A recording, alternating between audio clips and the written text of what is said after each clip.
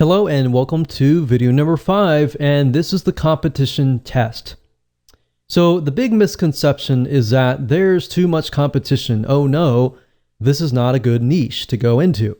If anything, that is actually far from the truth. Having a good amount of competition means that there is a buying market. Why?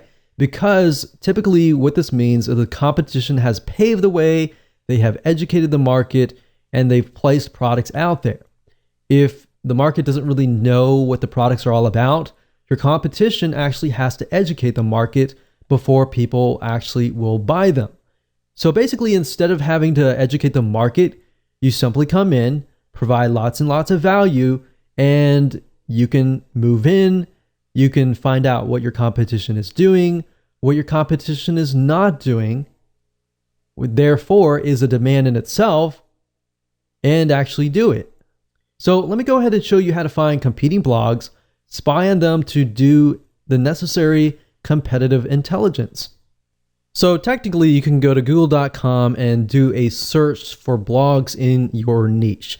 But a tool that I like to use is called buzzsumo.com. That's buzzsumo.com. And the reason why I like this is because this site literally analyzes the content that performs the best within the niche. So this really is going to help shortcut things for you. So if I go here and I type in, let's say for example, lower cholesterol, let's see what we get. Now, one thing to note is that BuzzSumo, it is a paid tool, but it will allow you to do some free searches as well. So if you want to pay for it later, that's fine if you get really serious. But for now, as starting out, you don't really need to pay for it. So if I type this in, you can see these are some blogs or websites that are actually getting a lot of engagement. And what you're trying to figure out is what are they doing to get that kind of engagement?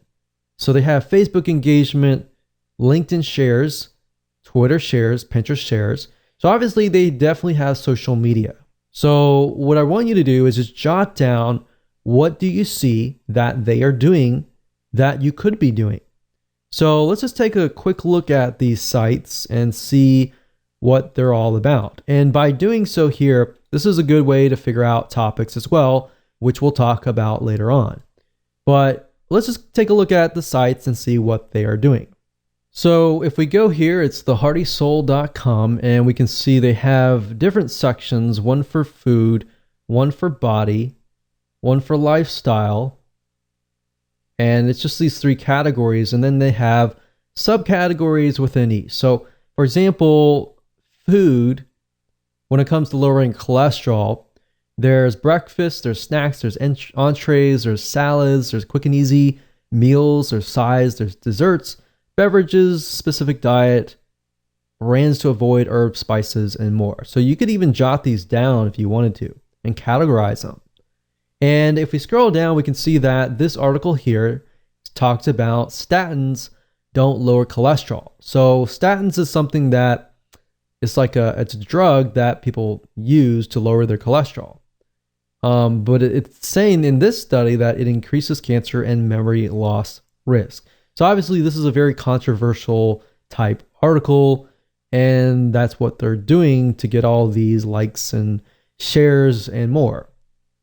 Now, if we go to the other blogs and just take a look at how their site is laid out. So they have a topics.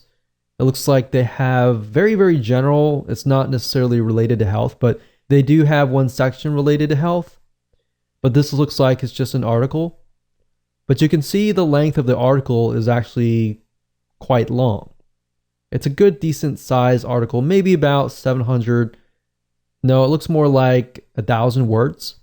But nowadays, your articles and your blog posts can actually get to the length of, 1,500 to 1,000 words per blog post. And of course, if you have videos, that's good too, to get people to actually stay.